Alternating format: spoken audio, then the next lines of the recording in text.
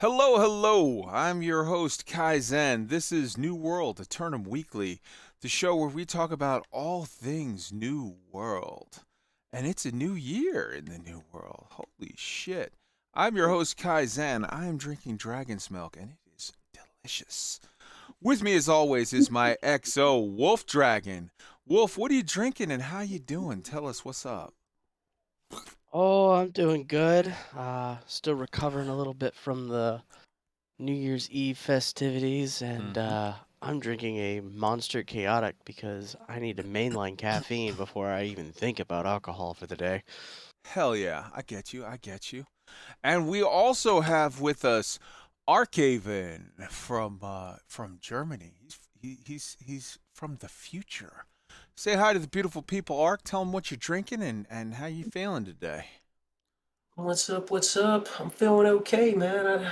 I'm fully recovered, and I'm drinking some Italian wine, getting a little buzz on, ready to talk some Mm. New World. Italian wine. It's like American wine, but a little more rapey. Nice, nice. And Sword. What is? I just offended a bunch of fucking people. Sword. How you doing? What you drinking? Swordsmith is with us tonight. What's up, Sword? Just getting spawned on by an infested grove, and I'm Mhm. drinking a zero sugar Sprite cranberry. Wow, you living dangerously, bro. Nice, nice. All right, let's start off by going around the crowd. How was your week?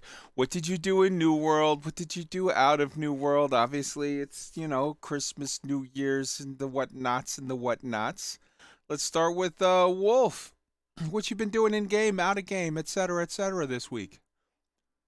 So, let's see. I gotta hit K, and yes, I picked up Hatchet. It's already level 17. Nice. Um, I'm not quite caught up with you on the gathering and skills and everything, but I'm getting there. Mm-hmm. I was able to knock out mining to 200 the other night. That felt really awesome, and of course, in true fashion of me not paying attention to it, I did it on just a regular fucking boulder. Mm-hmm. So you should get bonus points for that. Mm-hmm. Currently playing around with logging, doing some crafting. Sword was ever so generous to give me an unholy fuckload of gunpowder, so now Cutlass Keys is now become my weapons factory. Nice. So, if anybody notices the stench of sulfur in the air, it's totally my doing. We're gonna call you Sorry, Wolf not Dragon sorry. Armory. Right. Out of game, I've been playing a little bit of Elite. Working on making a little bit of an itinerary to go do some sightseeing. Starting out in Colonia, gonna go to Nice. Sag A and then head back to the bubble. Hey, that game's still a thing. Who knew? Nice. Mm-hmm. All right. All right. Very cool. Ark, what you been doing in New World and out of New World for the holiday week? What up? What up? So I've been I was going hard on my EU tune. I hit level 30, and I just got sort of drained and wanted to play with power again. So I've been running back with my level 60, doing some crafting, getting Mm-hmm. some crafting stuff sorted, close on armory being where it needs to be.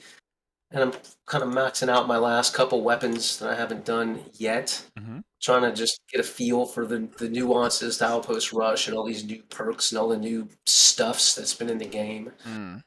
Beyond that, my son, he's 10. He was here with me. He drugged me into some Valheim, so we were playing a lot of Valheim together. Nice. Checking that out. We hadn't played in a while, and there's just a bunch of new updates on that. Just like all the games nowadays, they come out in early release or alpha, whatever, so you just can enjoy more and more content.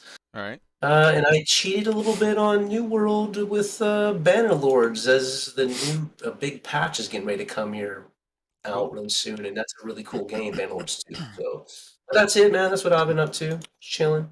Very cool. Very cool. Sword. How about you? I've been working away at gypsum and a few different skills, targeting right now weaponsmithing because that'll get me what I believe to be the currently best rapier in the game. Mm. And I got my legendary musket last week, and subsequently replaced practically immediately with something I bought off the shop.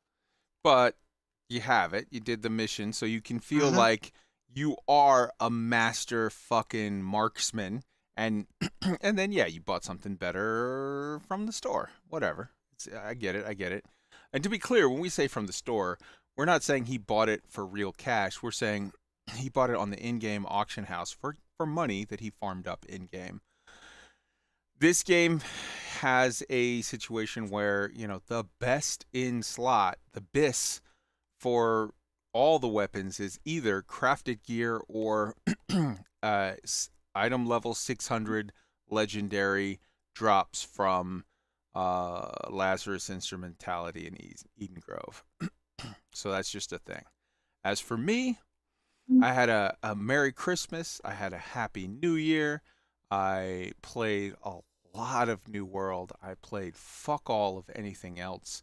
I have been, I got Spear to level 20, fully mastered, and I've switched to Bow Rapier. Bow Rapier, and Rapier is already halfway there, and Bow is halfway through level 19, so I will master Bow today and move on.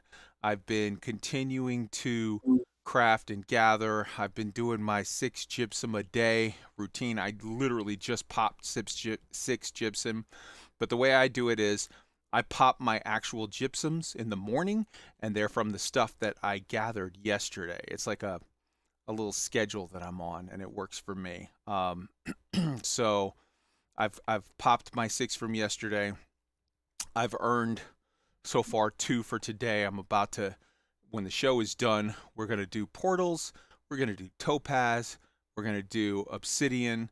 That'll be 3, and then the last one, oh no, I've earned 3 today, and I'll earn those 3, and that'll be good for me. I have no interest in doing dungeons or arenas just yet until I get my mastery high enough that I can get the good stuff. It would just break my heart to get the absolute perfect, you know, sword or shield or ring or necklace, but have it be the perfect one, but at item level, you know, 570. And so you don't get the legendary, you get the, you know, dog shit one. So I'm just doing my thing and getting it done, and enjoying the game and enjoying lots and lots of stuff. I want to call out a thing that happened. So on Christmas Eve, they started playing Christmas carols. They didn't do it in that obnoxious way that malls do it, where, you know, the day after Halloween they start playing Christmas carols. They did it on New Year's Eve, and it was really, really tasteful and pretty and well done. On New Year's Eve, they started playing Auld Lang Syne in a, like, it was mostly classical. It wasn't fully instrumental. There were some in the background you could hear. It was like male voices real low, and it was like Auld Lang Syne. It was very cool. And then I got a call out because it was Sin and I that at 11:58 Eastern Standard Time on New Year's Eve, we were in chat together, and Auld Lang Syne started to play everywhere in the world, all at the same time. It started playing a beautiful choral version. It was classical music with it was like 5 or 6. There was one lead singer woman with just an incredibly beautiful voice, and then like 5 background female singers that just sang the most beautiful version of Auld Lang Syne I've ever heard in my life, and it played all throughout the world. I've been playing MMOs for more years than I can count, and let me tell you something. I've never experienced something so beautiful and perfect as that moment, shared throughout the world by every player that was online at the time. And I got chills because I strongly believe, like, this game, man, these guys are 3 months at it, and they're doing shit we haven't seen anyone ever do yet. And yeah, I know there's a lot to clean up and a lot to get right and a lot that needs a little tweaking here and there. It's a brand new game, yada yada yada. But holy shit, I have faith that these guys are gonna take this game where nobody's ever gone before, and I am digging it. Guys, hop in with your thoughts or opinions or whatever on that. I thought the change in the town music and whatnot was it was really classy. It was very well done. I wasn't on for the all game music in the entire, doesn't matter where you are, to change over to All Lang Syne. I kind of want to find out what audio track they used for that, because I want to hear that version of it. Oh, it was so beautiful. I was on the side of a mountain. I was nowhere near a town. I was on the side of the mountain on the border between Reekwater and Everfall, and it just started playing. And I literally just stopped what I was doing, stood there on the mountain, looked at the view, and just had a moment. And I'm not a sentimental guy, but holy fuck, that was a moment. Sorry, go ahead, Wolf.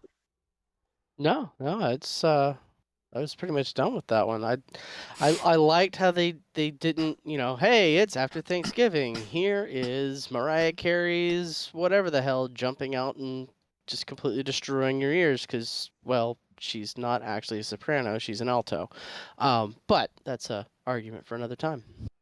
Yeah, I get it, man. I also too, like, the way that they did their Christmas music, it was a very and New Year's, it was very like soft and understated. It was not super obtrusive. You had to like listen for it and be like, hey, wait a second, that's Old Lang Syne in the background, you know? Mm-hmm. Sword, Ark, you got any thoughts on any of this? That's really cool. Okay. No, I missed it. I didn't get to see it, man. I would like to see it. I was unfortunately didn't get to play a whole lot over that time period. But look, it just says that they care, right? They're looking at, there's a million things wrong, right? But there's a lot of things that they're doing that no one else has thought of to do or has done at all. So there's 5 million things right in that regard. And I think that's one of the interesting things about this game is, man, I still like all day today. I've walked in circles, literally around all the centric kind of towns, just kind of repositioning all my stuff, and I have not been bummed out at all. Like, I'm just walking around, and I've done this. I mean, from the get go to now, as you all know, I'm still not tired of doing it. I still don't need a mount. That just goes to say something about the environment and how in tune it is with the aesthetics that you want to see that help you get away from those stressful times in life or your job or whatever else. And this game gives it space. Hell yeah. I want to take a moment to shout out our awesome audience. Most people listen to it after the fact, but there's some people that come here live. I want to shout out to Nemesis 1X. What up, brother? I want to shout out to my man Nomad Skellington. What up? Member of the company. And also to Panda the Gray, another member of the company. We love our audience, and I just want to say, I hope you guys had a happy and healthy New Year. I hope your family and friends are well, and I hope you are enjoying the hell out of this game as we go through it. All right, so let's start with the topics of the evening, and go through things and see where we're at with stuff. Right off the bat, let's start off with the Christmas event per se. How are you guys finding it and whatnot, the Christmas event? Yeah, I'll just jump in. Go ahead. Because Art? I've been working it.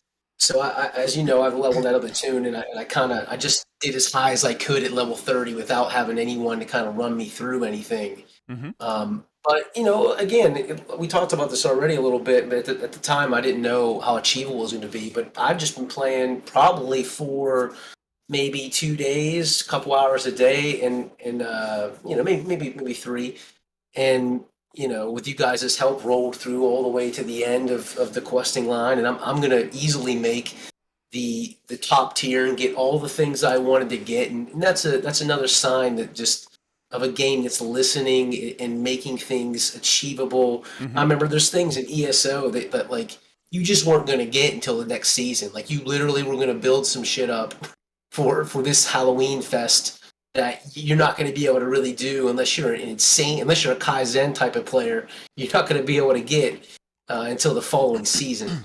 So this game obviously allowed the kind of average player to be able to go in, get the things they want to get, enjoy the event, and I like that. I don't like it. I don't like things that make it seem like a job. Hey, I resemble that remark. Yeah, Wolf and I, was it Sin?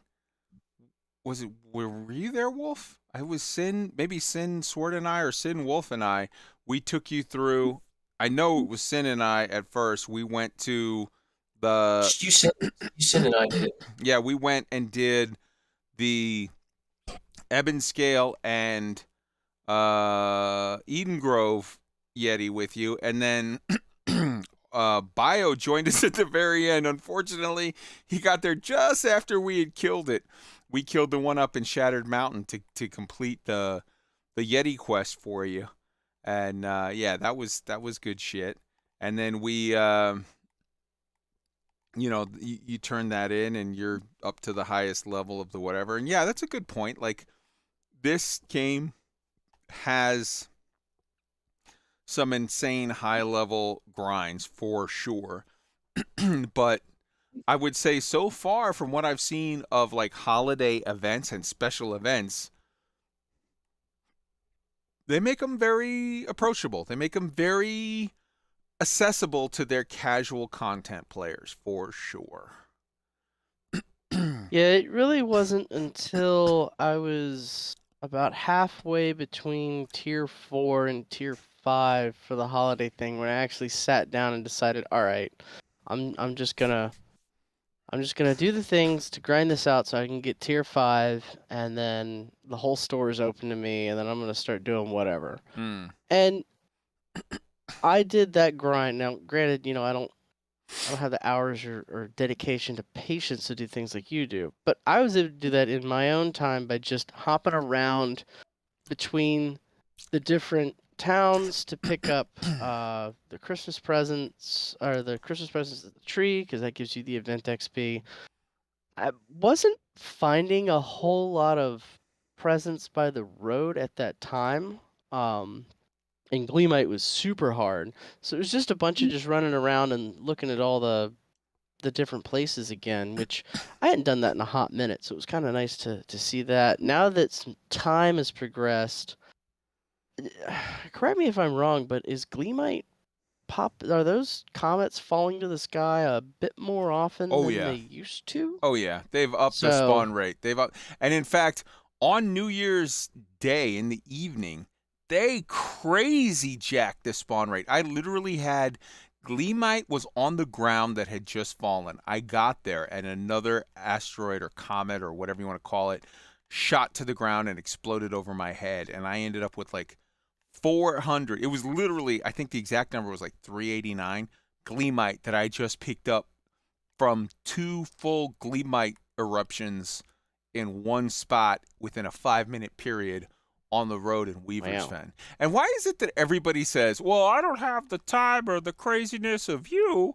Like, I feel like I'm a maybe slightly above average player, but like I'm not that crazy. What's your current time of playing the game? I take the 5th on that one. I don't know, and I'm playing right now while we do the show, so unfortunately I cannot look. So sorry, I can't help you. But yeah.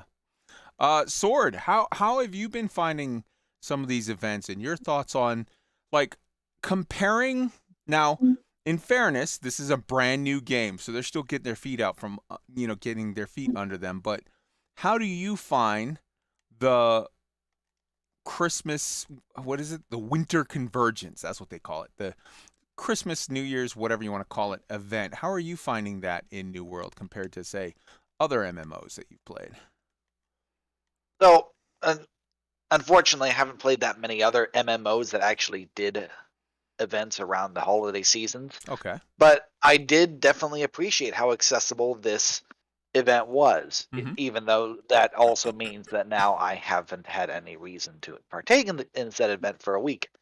Oh, because you got all the shit. You wanted way less shit than other people, some other people maybe. So you got all your shit in the first like day or so, and then you were like, okay, I'm good.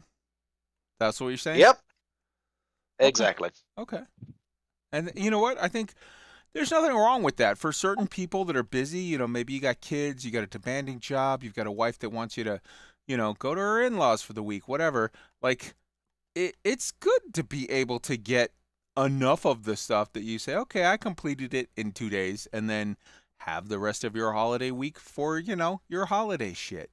And then there's some people like me who are a little more crazy and are getting all of the weapons because glams are coming at some point and are getting many of the patterns and are stocking up on the food and are doing other things. But yeah, cool.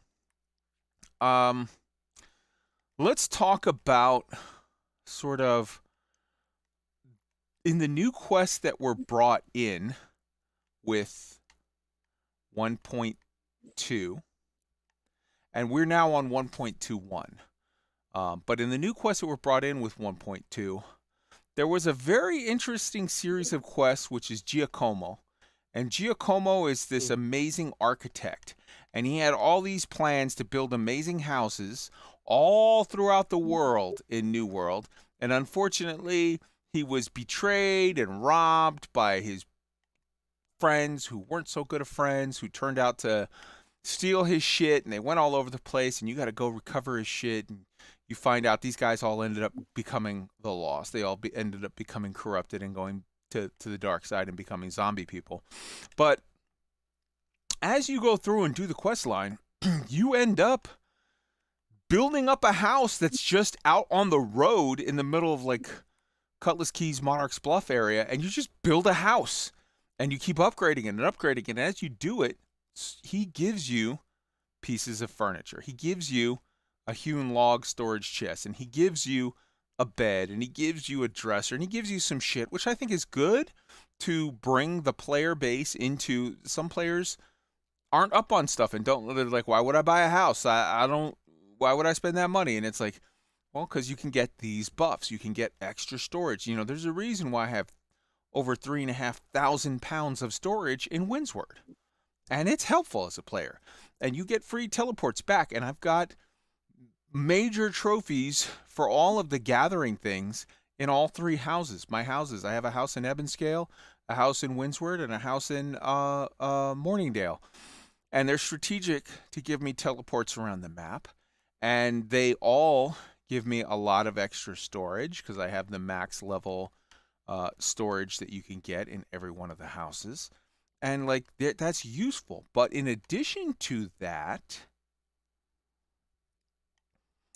New World started off with the ability to basically, in the early version of the alpha, the idea was you could build a house anywhere. You would build, there wasn't towns. In the earliest alpha, there was no Windsward, Everfall, Morningdale.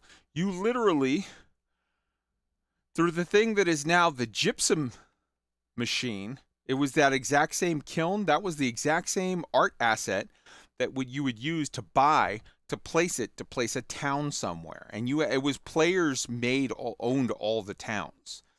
And that was when it was full loot PvP, and it was a different game at that point. But the point that I'm making is you could also, at that point, just place a house anywhere in the world. Which, if those of you who paid attention to the Giacomo storyline for those quests that were just added in 1.2, he's saying it's his dream as some master architect to help the people of Aeternum figure out how to just place houses everywhere they want. I honestly, now this isn't in this storyline. We don't have it yet. But I honestly think, with all my heart, that's where they're building towards. They're building towards the idea of letting us players have another house, which we can just plop down somewhere in the world. I don't know how that would work. I don't know if it would be instanced. I very much doubt that it would be destructible. So it would have to be a thing where maybe the only people that see the house are you and the people in your party, because you can invite people in your party to visit your house, so they would have to be able to see it. But like, if Wolf had a house that was, say, on the side of a hill somewhere, and I wasn't in his party, I probably wouldn't see the house because that would like ruin the aesthetics if we just had houses everywhere in the middle of like a mountain or a cliff or whatever. But I honestly think that's where they're going with that storyline. And I'm very excited about it, but I would like to hear from you guys, your thoughts, plus, minus, whatever, on that whole concept. Let's start with Wolf. I definitely like the idea of being able to place a house somewhere for my own. If anything, just to have another fast travel point.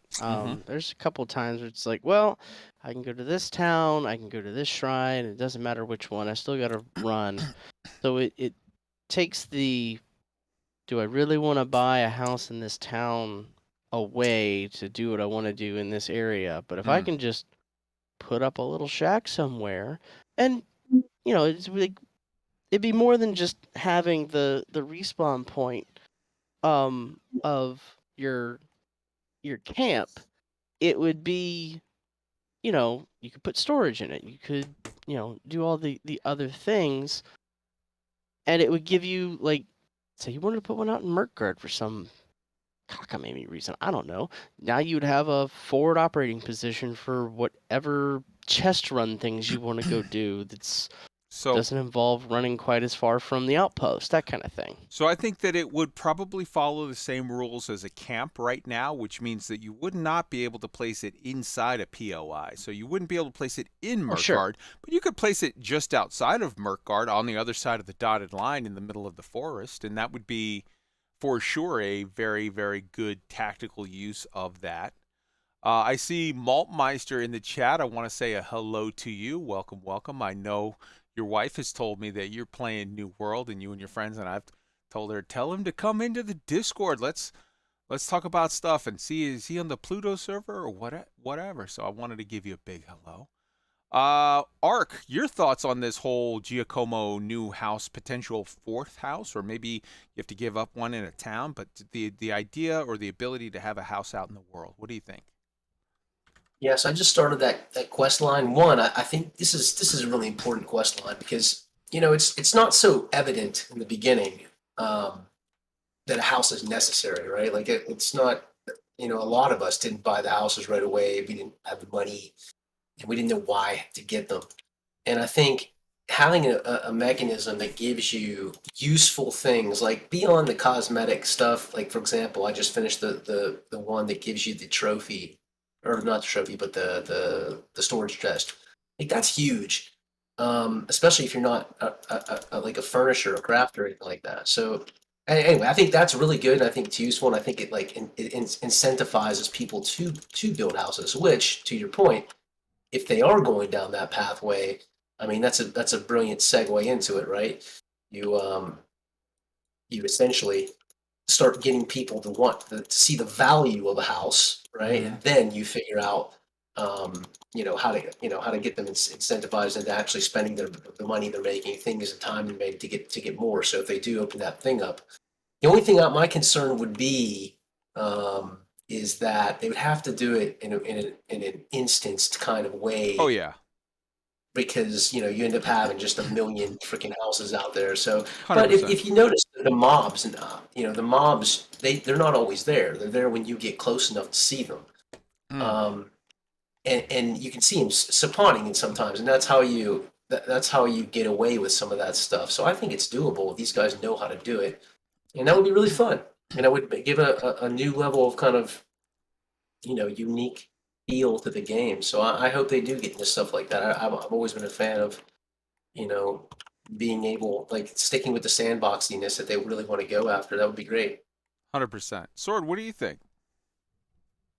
I am looking forward to what people will actually do with these houses once they're available. Because imagine putting one down in the farming location for the resource that you use to sell in the shop. Explain a little or further, please. So, Are you saying for dropping a instance, house next to an orichalcum node or what? for instance, right along the border of Morningdale and Restless Shore, where the really good place to farm thick-hide is. Hey, shh, hey, ixnay on the... No. Yeah. Between that area between Morningdale and Restless Shore, there's a phenomenal resource gathering area where there's tons of hide, tons of hemp, tons of all of the stuffs. It's really, really good. Yeah, for sure. Okay, that's it. That would be a nice place to play. Honestly, tactically, I have a house. My main base of operation is in Windsward. I have a house in Evanscale for the quick teleport, and that'll give me access to burnt brimstone stands when it pops. I've got a house in Morningdale to get that whole top right side of the map, and that will give me access to the next zone, which is the one we already know that the zone coming after brimstone stands is the one that is the extending, like going up the road from Morningdale. So I'm good on that. I honestly think I would plop my house, if I had a house in the world, I would plop it in the middle of Eden's Grove. One, because I think it's the most beautiful zone in the game. Two, tactically, that gives me access to malevolence and to a lot of high-level farming areas and whatnot, that would be useful in Eden's Grove. I keep my inn in Shattered Mountain, and between my houses and my inn, I've got access to a lot of stuff. But having a house that I could teleport, if we had a fourth, and I don't know how they would even go about that, but if we had a fourth and I had it in the middle of Eden's Grove, I think I would really have all of my teleports sort of covered. So I'm going to go around the horn and just ask you guys, just quick answer, rapid fire. If you could place a house in the world, where would you place it? Wolf, go. I'm thinking it's that spot where we can get the hide and the hemp and all that, because those are the ones I'm working on currently for crafting. But to be honest, I'd kind of want to have it as just a little shack and move it around as needed, because I think that would give some extra mobility to the gameplay of what you want to do and how you want to do it. What if you had to pick a place, though, and it was like you drop a spot and it's going to cost you considerable resources, so you're probably not going to be that mobile with it? Where would you put it? Come on. Let's look.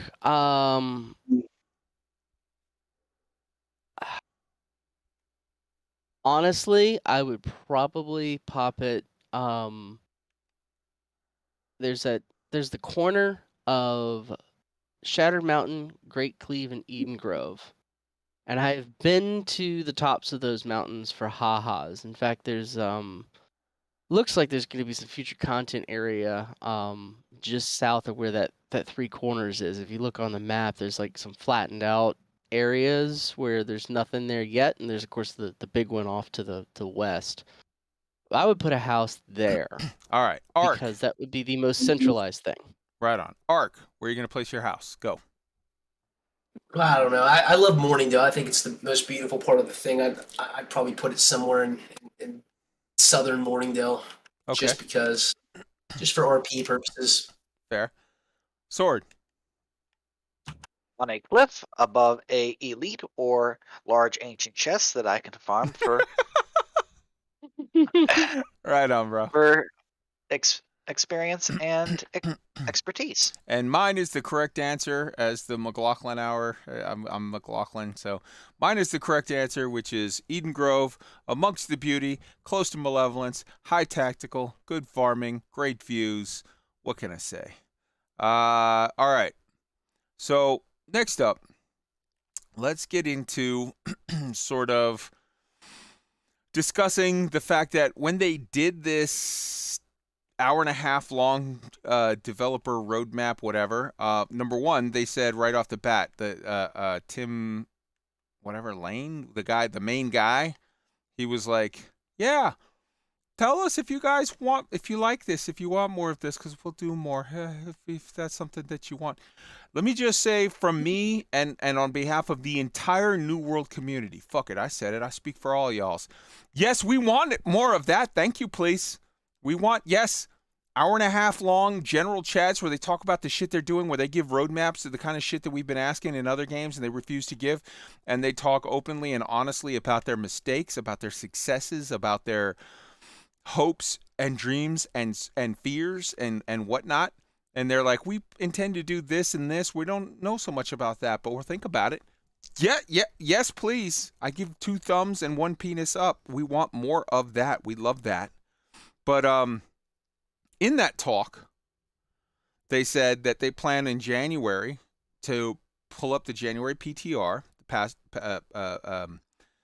what is it? The test realm, the public test realm, and they're going to have the blunderbuss as a new weapon. They're going to have a bunch of new, changes and tweaks to whatever, and they're going to put out that patch in January. Sometime in January, they intend to add the blunderbuss as a new weapon, more quests, more story, more this, that, and the other, whatever. And they said specifically in February, on the February one, they kind of plan to have a different thing. They plan to not have as much new content, so much, but to take February's patch and have that be an opportunity to do a lot of tweaks, balancing, bug fixes, etc., etc. I would like to hear from each of you what your thoughts on that are. As for me, I love it. I like the idea of having every, say, 3 or so new things patches. Have a patch that fixes lingering issues, balances shit when weapons get out of balance and whatever. And as you keep introducing new shit, you're going to get shit that's out of balance. But there's been lots of talk of things they're going to tweak, how animation cancels happen or this, that, and the other. Like, they're going to tweak this, they're going to tweak that, they're going to make changes. And I am for it. I would love to hear what you guys think about, number one, the hour-and-a-half long roadmap video they did as a whole, and number two, the stuff that's coming in the January one and the stuff that they intend for the February one. Let's mix it up and start with Ark on this one.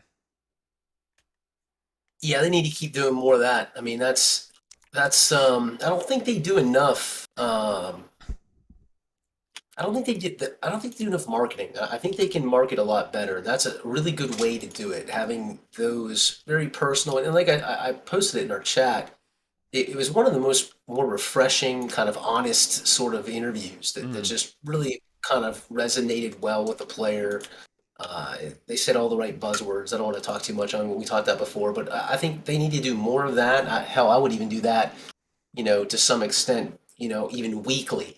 It doesn't have to be an hour and a half long, but ESO did this, an ESO weekly. They did it forever. They might still do it. I don't even know, but that's great. That's great community to reach, and it's a good way to keep everybody calm whenever the forum ninjas and everyone's talking shit and everything. It's a good way to keep everybody calm whenever certain things happen that maybe players didn't want to happen. So they definitely need to do that. I'm kind of more of a stickler on, I don't want to put them in a box in terms of how they should develop. What I want is them to fix the game. I would rather have, I said this the other night, if you gave me the choice and you said, all right, Ark, here's the deal. You could either have the Great Sword, daggers, arena, 2v2, 3v3, 5v3, and a new outpost rushy environment. You can have that in quarter one, or you wait until quarter three, right? And in the next 2 quarters, we're literally going to fix everything. We're going to fix the hitboxing, which is horrible right now for PvP. We're gonna fix the perks that are in weapon trees right now, so that everything has some meaning and not everybody's running the exact same weapon combinations. We're going to fix we're going to add some nuances to some of the weapons that just aren't performing the way they should, or tweak some other ones. Like if they gave me that choice, I would take that choice, and I wouldn't care how long it takes to fix it. Now, once they've got everything fixed and they're able to get into a cycle, I just don't think they're able to get into a cycle where they say, "Oh, we're going to give you some new stuff. We're going to fix some stuff." I just don't think that it's too new for them to be able to do that because they got too much broken right now. And every time they add something new, every time it's going to break some other things. So that's why they have to really regulate the adding of the new. And I'm not sure a month to month is gonna be what does it, but I would rather see them just completely fix the things while they keep adding new environmental changes like the gleamite things that fly out of the sky, seasonal things. That's the stuff you can keep rolling in because the environment doesn't break a whole lot. You start adding new weapons, you start adding new whole new content, things like that, then you start tampering a little bit with potential other problems it could Space cause. mechanics, yeah. Well, I'm not for a 5v3 arena. That seems a little weird to me, but I get what you're saying. I'm 100% for though in favor of them looking at, and as they said they're going to in February, some of the broken aspects or balancing aspects of the game. I think you hit on some of the major ones. You left out some of the stuff where there's a little bit exploitable sort of extra shit you can do with invulnerability frames with certain of the movements, and then there's certain aspects where when you put one ability from one weapon in with another, the shit gets a little exploity. There's definitely some things that we've seen where there are some things that don't work as advertised. We've seen some times where, you get a swing and it doesn't hit. It just doesn't connect, even though you can clearly see in the graphics that the weapon goes right through the guy. Or we've seen some stuff where, for example, I know Sword is his pet peeve is there's a lot of stuff with certain game mechanics like Outpost Rush in that as a game mode where, if you have, say, you're a rapier bleed specialist, and you have where you put a lot of bleed ticks or whatever on a character, and then they die from that, whether they're a player or an NPC. If they die from the bleed, you don't get credit for the kill, which is a little like, wait, what? And there's some other things like that where there are some broken aspects of the game yet, and it's 3 months in. Of course, there's stuff that they got to get sorted, but like that thing that they're looking to do in February, I think is going to be very welcome from a lot of people for a lot of reasons. Wolf, your thoughts on the talk, on the stuff that's coming in January, on the February, the idea of taking the February thing out to just do a major rebalance, whatever. And not that I'm trying to influence you at all, but if you don't tell them how amazing they were to do that hour and a half long talk, I'm going to kick you later when there's no cameras going. Go ahead. No, having them sit down and discuss a roadmap at length was just it was awesome. I mean, most of the time, if you even get a roadmap, it's a post. It's like, okay, here's what we're working towards. Thanks for reading. If you didn't read it, oh well, whatever. Here's what the plan is, and we're of course going to deviate as needed. And even with this one, with them talking about everything, there's of course going to be deviations from the plan as needed. But I thought it was very refreshing, not just that they did it at length, but how they did it. Like they owned up to, this got fucked up. We're not going to say who while staring at somebody, was responsible for that, but it is what it is. As for the what's coming, I think it shows great foresight in maintaining a system that you have a specific set out thing of, look, we're going to do this, we're just going to bring in new stuff, and then we're going to do this, and we're going to go through and do bug fixes, quality of life, whatever, blah, blah, blah. Like, it's very hard, especially early on in the dev cycle of something of this magnitude, to avoid the push and demand for, I want new shit, give me new shit, new shiny, yay, and keep delivering on that, and still go back and fix the things. Like them coming in and saying, look, you're gonna get new stuff, but we're also gonna go back and make sure that all the old stuff works. It works how it's supposed to.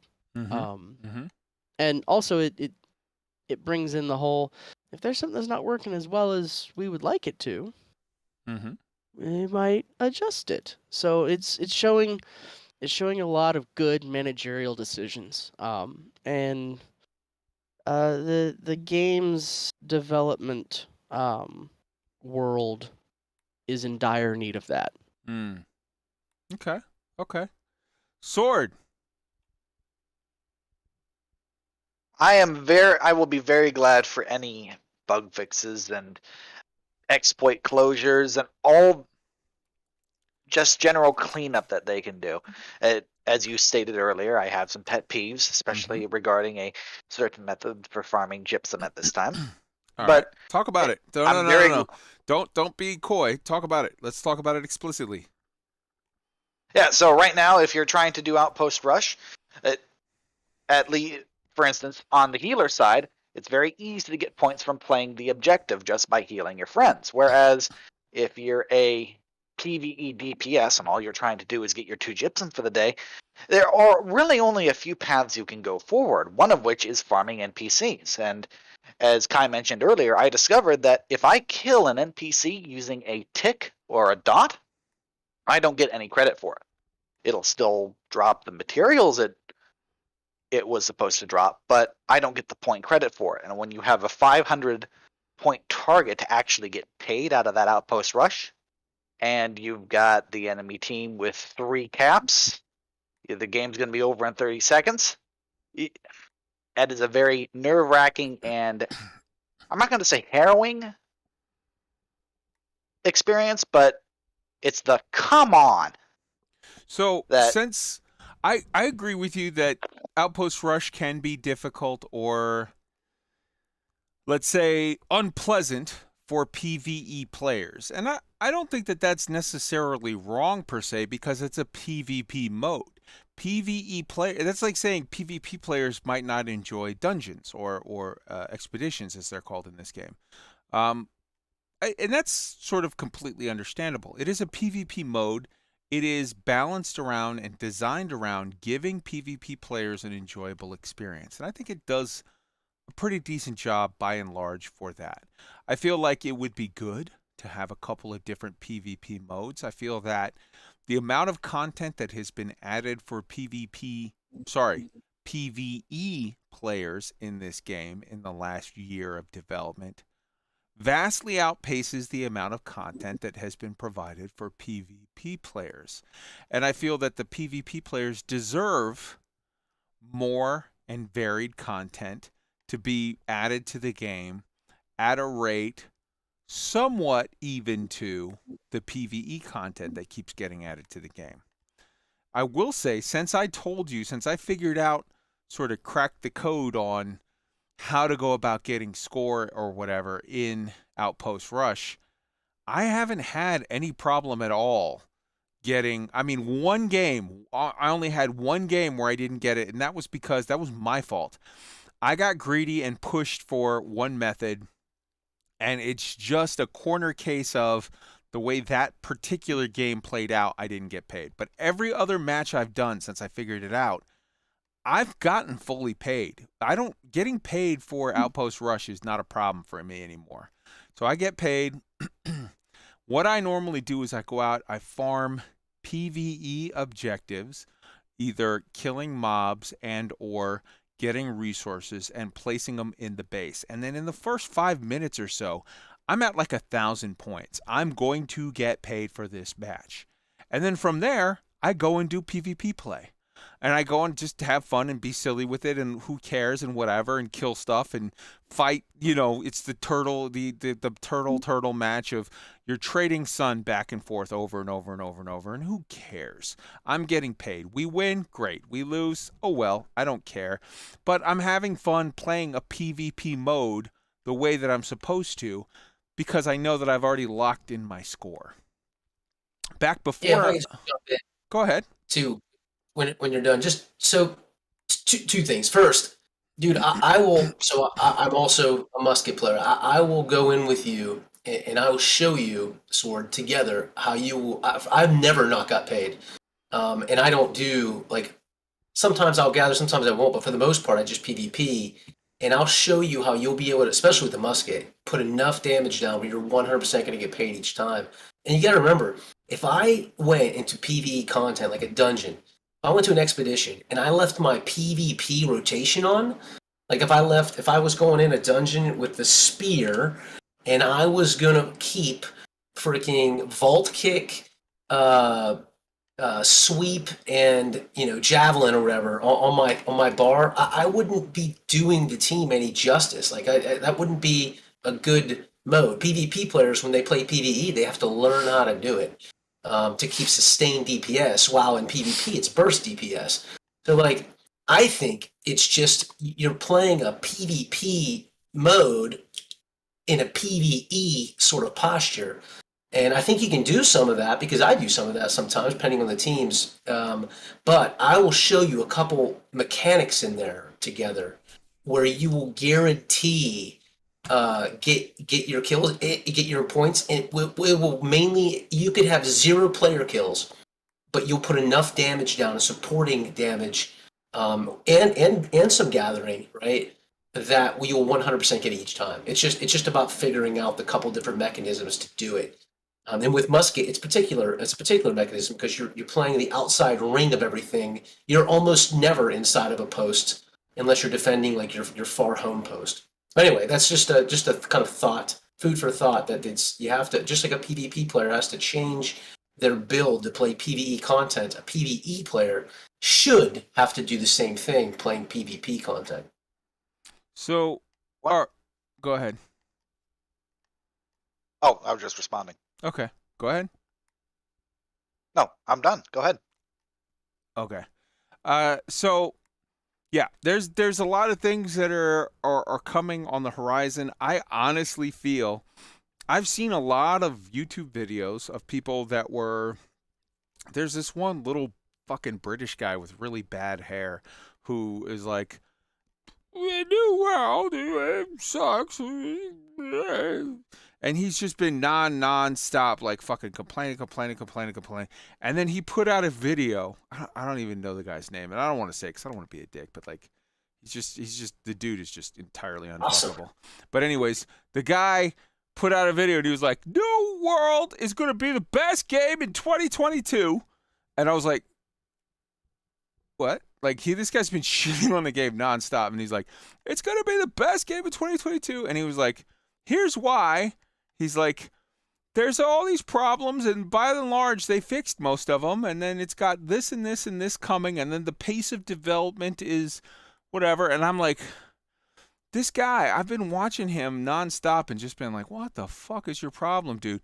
From the beginning, like, even to the extent of, like, when he would point out stuff that was wrong, and it's like, okay, you're right, that's wrong.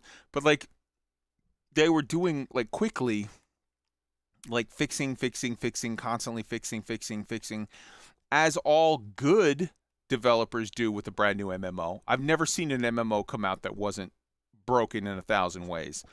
And it's just incumbent upon the developers to just, like, be a one-legged man in an ass-kicking contest, just working nonstop, unhuman hours to just do a Herculean effort to try to fix shit. And that's exactly what New World's been doing, and they've been doing it well.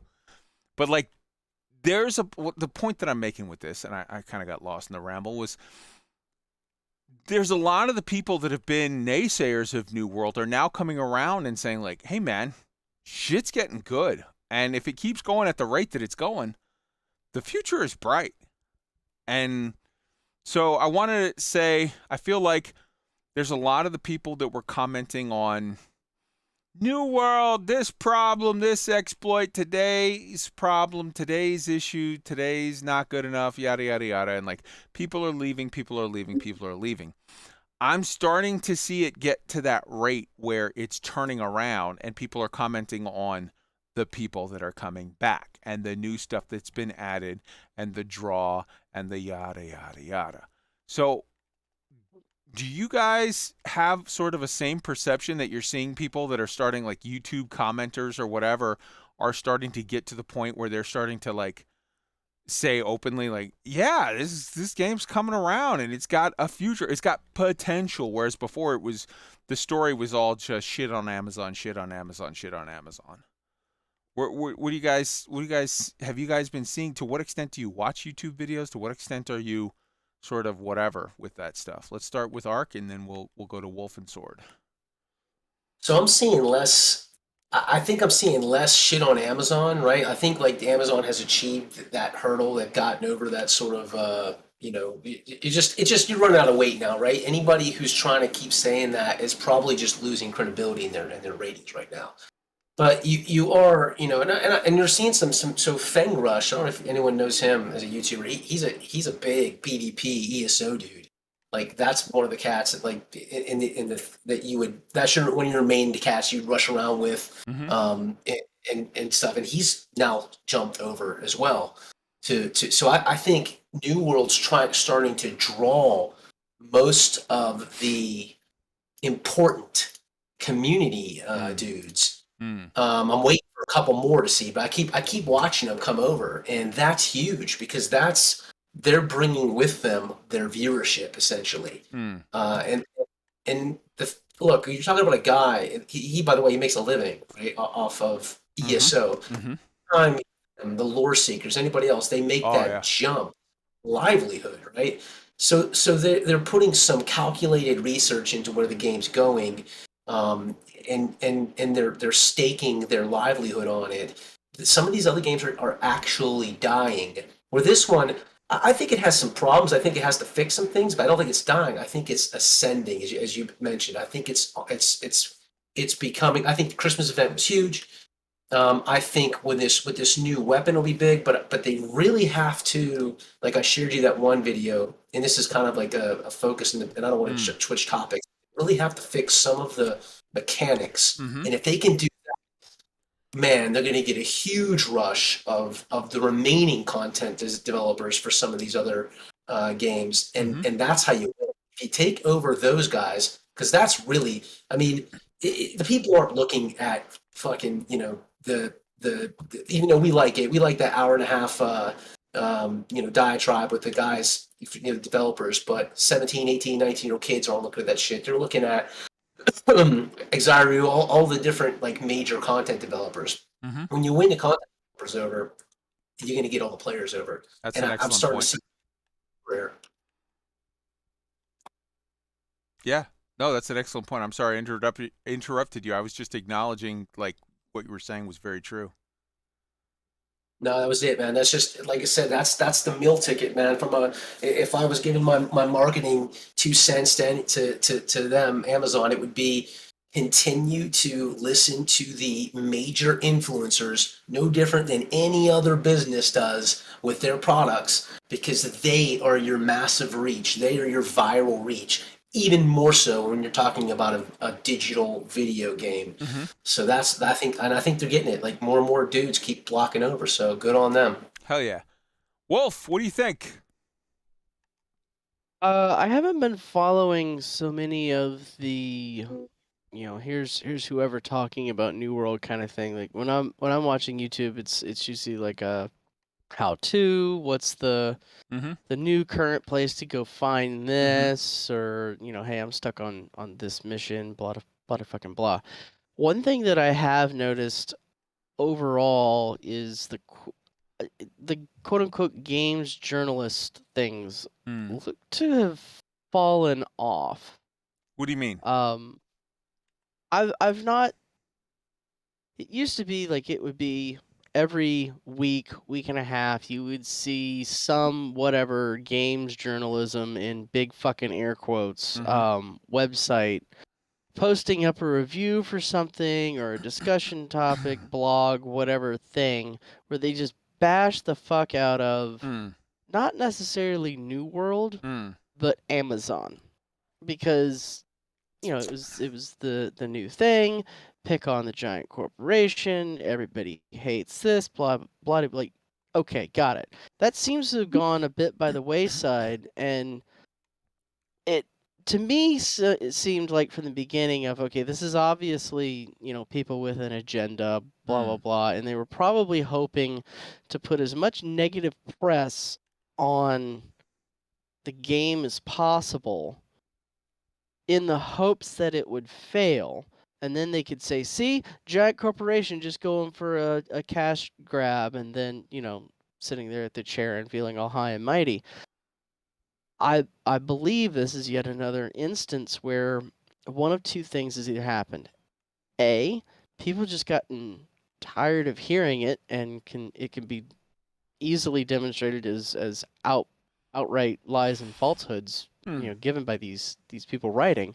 Or B, the Streisand effect kicked in hard, and as more people have gotten in to look at it to see what it actually is, and seeing that, yeah, it's got some issues, but they're actively working on it to make it better, it's earning the hearts and minds of the people who were here just joining in to see what it is and shit on it more. Yeah. And I think that's fantastic. Well, let me just say, so that means there's more fans. Let me say, so there's no misunderstanding whatsoever. New World is an MMO that is 3 months old.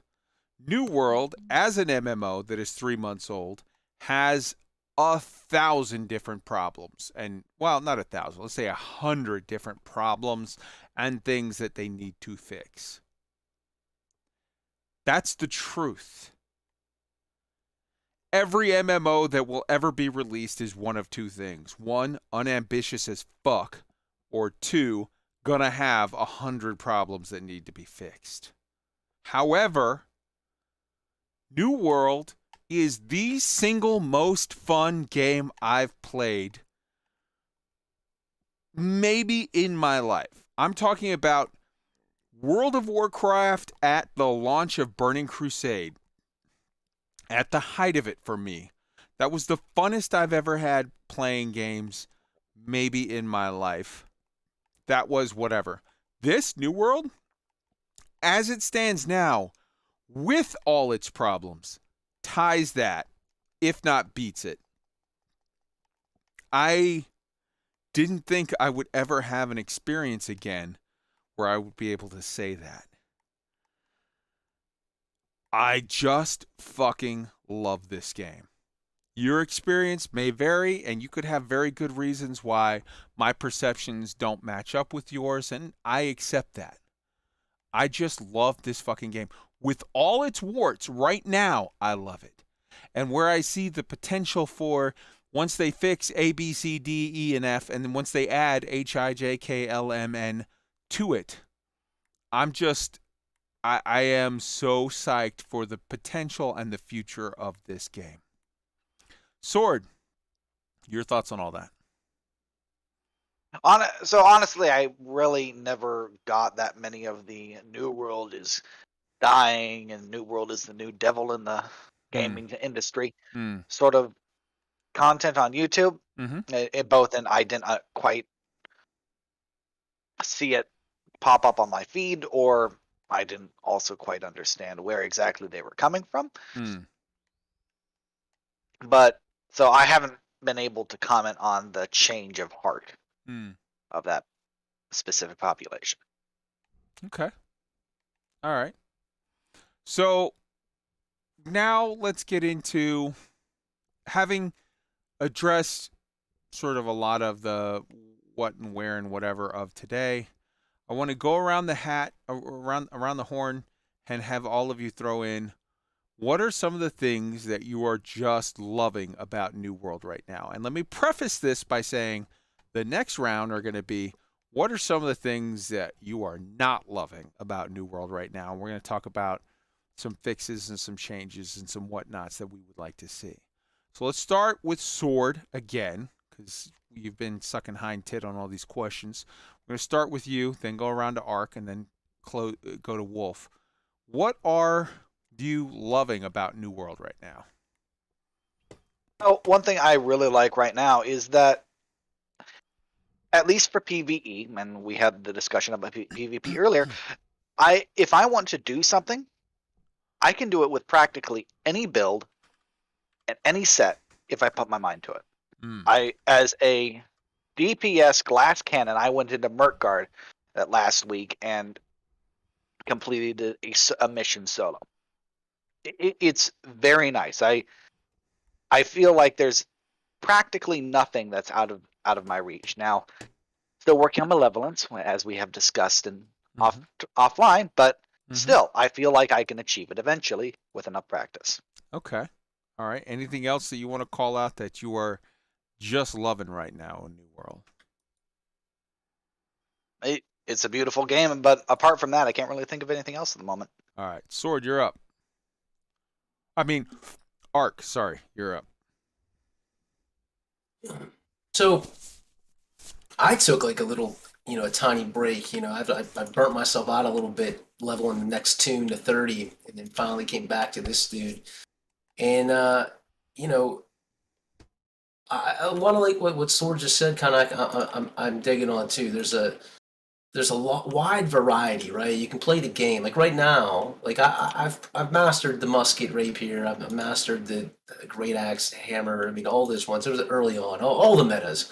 But right now, I'm rolling and having fun with a round shield and a bow, in all light armor. And just like what Sword was saying, I'm effective, and I can go into outpost rush. I can, I'm still learning a lot of the stuff, but it's it's viable. There's so many viable builds. Tell me what MMO has this many viable builds where you're not going to be the meta, right? If you're going to 1v1 somebody, you're gonna lose. But there's so many viable options to keep switching around to, and I think that's kind of what helps me with the game, is just constantly just thinking of new kind of ways that I can build a tune. And then not just that, but once you've built it, the harder part is just mastering it, right? The combos and all the different things I think to make it work the right way. So that, and I'll come back to that on the things that I'm upset with. And I've found this sort of newfound kind of love-hate relationship with crafting. Mm. Crafting's become kind of like a I enjoy hitting those benchmarks and being able to craft something useful for myself, and then and then of course like the to 10,000 things that aren't useful, not as much. But anyway, I've been enjoying crafting lately too, because it gets me out in this beautiful world and I get to see the things that everyone can 100% agree are just beautiful and amazing to look at. Nice. Wolf.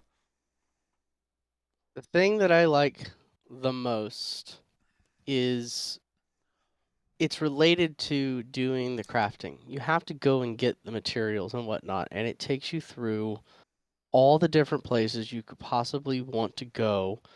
Whether it's you just walking around and deciding, I'm going to collect everything for the next X number of hours that I just happen to come across, or you go to the New World map site and find out where the stuff is that you're quote unquote really looking for and going to get it. Mm.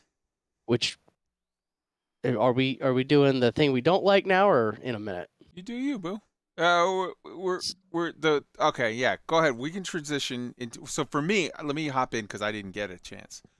The things that I'm loving most about the game right now, I am almost complete with endgame crafting, all of it.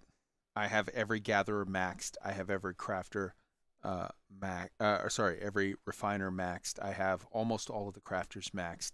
I have almost all of the weapons maxed. The versatility I'm loving.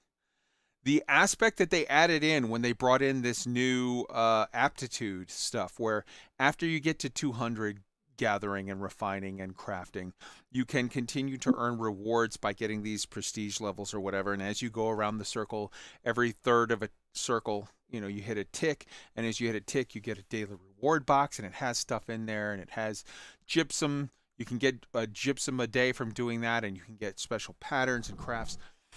The point that I'm saying is, the thing that I am loving right now about this game is the vastness of choice, the balancing of so many different systems, and all of them are viable.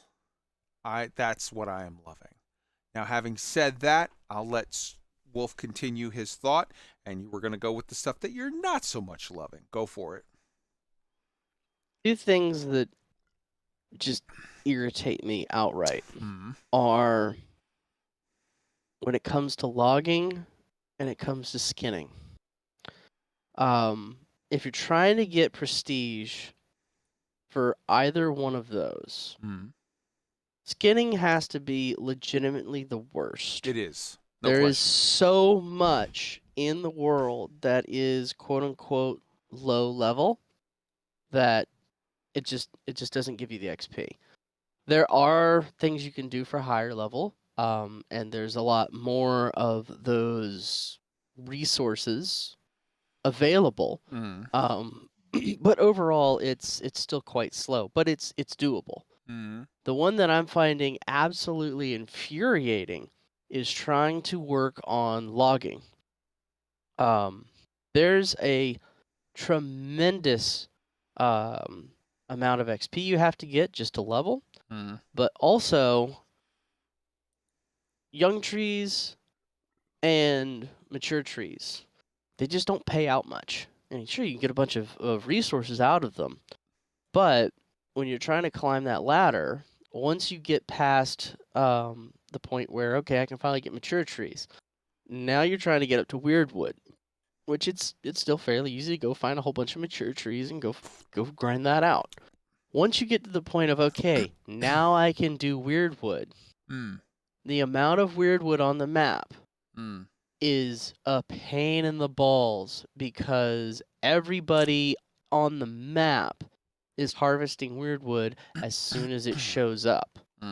So it's very difficult to go and get weirdwood and be efficient.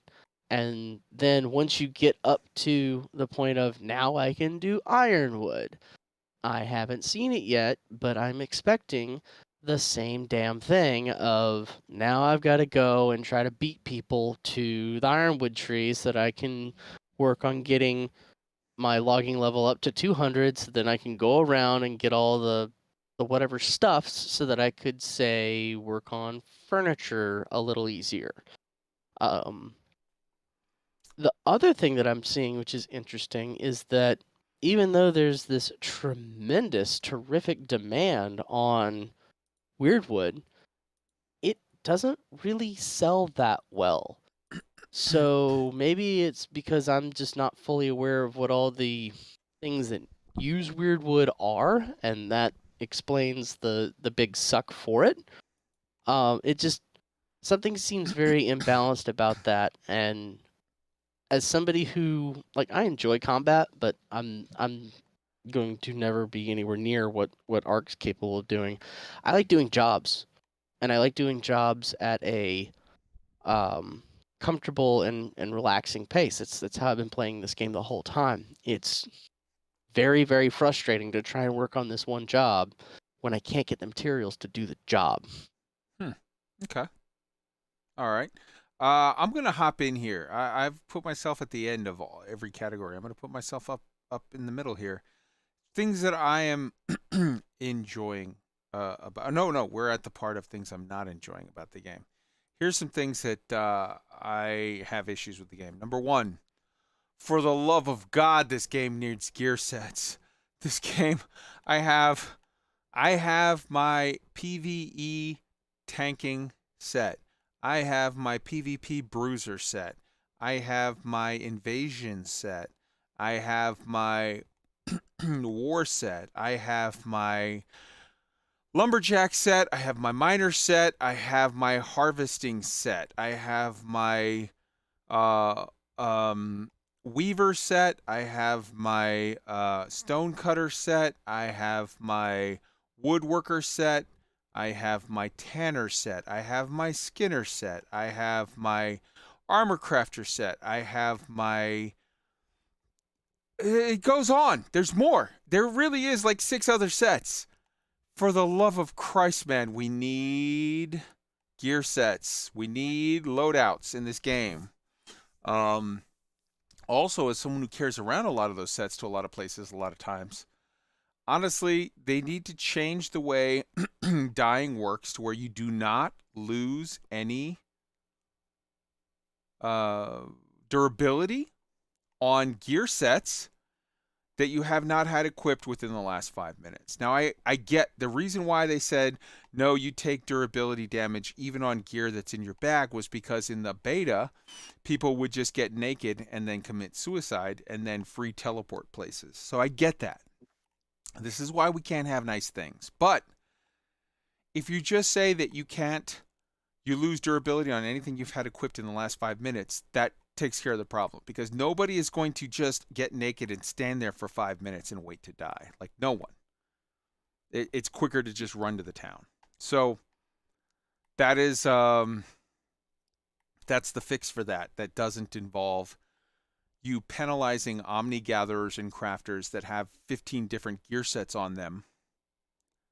You know, the better way would be to make a loadout and have that stuff sort of disappear, and it's out. And it's out of the whatever, but like that, we don't have that now. So as it stands right now, at the very least, don't make it to where when I die, because I never flag up. I never flag up because I have 20 sets of gear on me.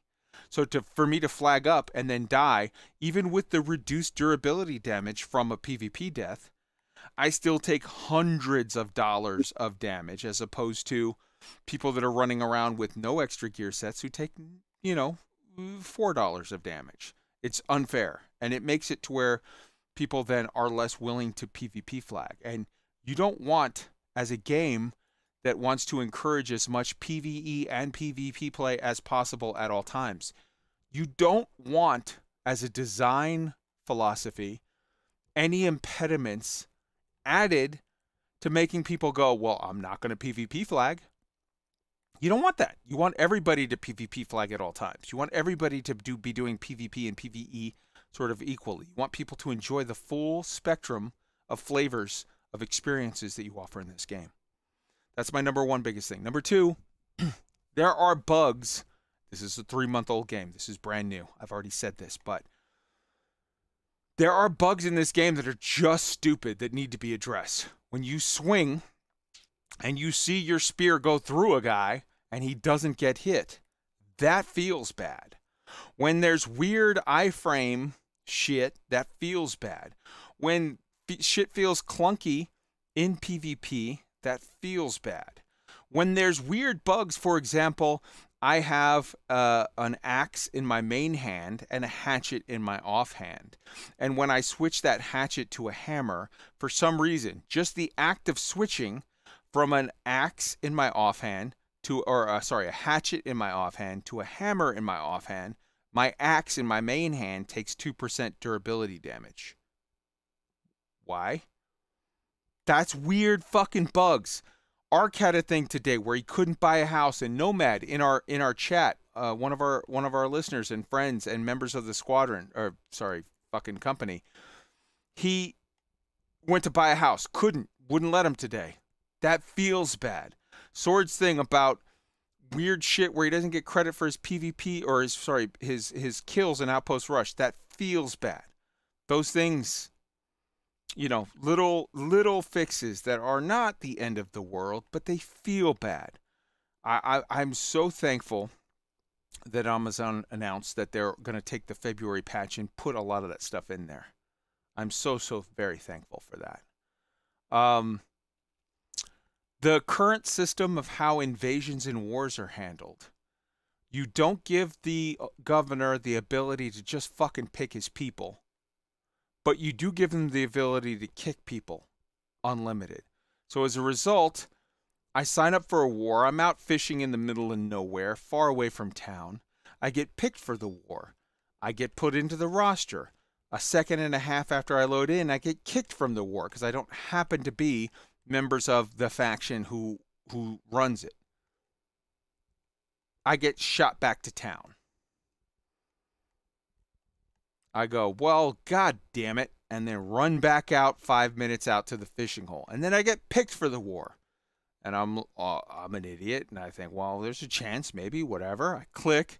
I get shot back to town because I get kicked immediately. Like, Jesus fucking Christ, pick one.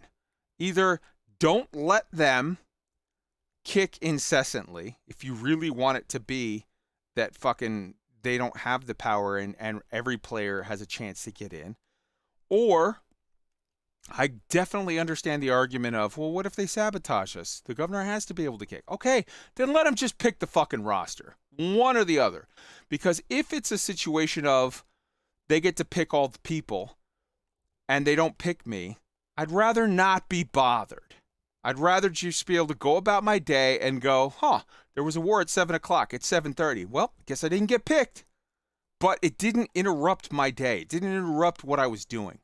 The maximum pain point, the maximum frustration you can give your player base is to both suck them into the war and then immediately kick them out. So it fucks up what they were doing.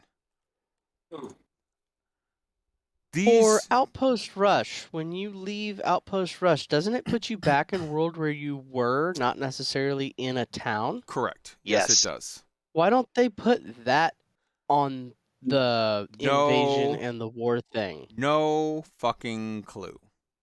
All right, so those are my frustrations. Those are my things. Let's go to Wolf and then Ark. What are your frustrations? Go, Wolf. I think I vented pretty good with the whole I can't find fucking weirdwood trees that haven't been, hunted to extinction. But yeah. I'm sorry. I hit you twice. It was Sword's turn. No. Go ahead. The thing with the Go ahead. thing with the invasions and constantly getting bounced out, like that's no fun. I don't like it. Sword's turn and then Ark. Yeah, so I think we've hammered invasions and the issues with big plans enough, and so I'll focus on my pet peeves of Outpost Rush right now. They are, as we've already discussed, there is the potential to not get credit for kills, NPC kills, if you kill something with a dot. But I also feel like, at least for partial damage from my experience, and I know Ark has offered to help me out with this, and I'll take him up on this offer after the show. But when I have gone in as a full PvP, I haven't done any collecting, I haven't done any killing of NPCs. I've just taken out my musket and started plinking away. I still didn't get paid. So I understand they're trying to stop the money farming bots who had taken over Outpost Rush for a period of time, but I think they need to make it a little bit more accessible for those people who aren't getting the final hits, who aren't in the main scrum. Okay. Anything else? I think that's pretty much it. We've already covered the invasions. I'm going to call you out right here and say that's not it. You have another major issue that we need to talk about, which involves the disparity of income and power between maybe the top 1% of companies who happen to own, say, Windsward and Everfall versus the rest of the player base. I want you to express your feelings on that because I think they're valid and need to be discussed. Yes. And I am personally getting a little tired of certain elite factions, and I'm not going to say any names because they're different on every server, but you'll notice that they gain power and it starts to snowball. They'll start out gaining Everfall or Windsward, the two greatest paying towns on the map, and then they'll get another company. Soon, they will be dominating in wars and also locking everyone else but their own clan out of invasions, which, as cobbling on to the other point earlier, means that this is now a activity that was meant by Amazon to be accessible to the entire server population and is now almost always accessible to a very select few. On our server, it happens to be House of Var, but that's completely irrelevant to most people because on every server there's a group that's most dominant. And I want to be clear, it's not their fault. The dominant faction, the fact that they're doing so well, it's not their fault. They're simply playing the game and using all of the available rules and abilities and opportunities to the best of their ability, and to put it bluntly, doing it better than us. So that's not their fault. It's not a matter of blaming them for doing well. It's a matter of saying to the makers of the game, I think you need to look at how you design some of this stuff and design it a little more balanced, a little more fair. Sep there just put out a video talking about the same thing, and he was like, hey, look, on my server, it's me. It's our group. We run shit, and it's imbalanced, and it behooves Amazon to make it a little more balanced. What were you going to say, Ark? Not just a question, because I'm not a big, maybe just let's switch into some brainstorming how to potentially fix this. I'm not a big invasions guy because I can never get into them because of my time zone. But let me ask you this: what does the invasion do to the town? Like you have a poor invasion, So you don't do well. What happens to the town? So you fail an invasion, any invasion. It doesn't matter if fail it by a little, fail it by a lot. You fail it, and what you do is there's an RNG based a number of downgrades to your settlement that happen, and those could be to the crafting tables, it could be to the defensive positions, it could be to any aspect of the town. You take downgrades to the town. So does that impact you then? If we had, let's say we owned Windsworth, we had a bad invasion. The next day we have a war. Does that impact the war? Yes, it absolutely. So let's say if that happens, we get downgrades in like say 5 different things, and one of those 5 might be our clothing, our armor cloth station, our outfitting station, and another one might be our engineering station, and another one might be our smelting whatever, and the last 2 might be your repeaters. Your repeaters on the wall and your war horn, or the strength of your doors and your it could be defensive shit to the actual whatever, all of that. So this might be a decent thing to think about, right? Like I wanna I don't. What you said last is way more important. The strength of the walls, the repeaters, because you can go to any other town and you can make stuff too. Maybe it costs you a little bit of money. I guess what I'm getting at here is, why not take away the impact to an actual war, right? The things that would cause someone to want to sabotage, and then make invasions just be first come, first serve, first freaking 50 people to go. It's not chosen by anything. To be clear, the governor of the that owns the town, as it stands now, already he gets to pick the top 10. He gets to pick the first 10. The other 40 are supposed to be designed by or chosen by the system. But what I'm saying is take it complete, like you said, an all or nothing approach. Take away the things that could impact a war, which causes shadiness, and just leave the invasions to be what they really are anyway, is a PvE content part of the game. And yes, you could jack your shops up, but that screws everybody up. Listen, we're not the only ones who are, setting up a wood shop in a particular town. And that town may or may not be owned by green or yellow or my faction. And then when it goes down, I'm fucked too. I have to now move all my shit, or hopefully they build it all back up again. But the reality is, those crafting stations for a lot of people just impact their own shit. If you could separate the things that are linked to the wars that could put someone at a disadvantage for war, then you could just simply let it be first come, first serve. You can't kick anybody out. You can't, That's one way maybe to you do could it. do it That's a way or to something do it. like that. Being a douchebag. So if you were saying, what you're saying is, Amazon, take any of the defensive structures out of the pool of downgrades, and then just let it be where the people that own the town don't get any say in kicks.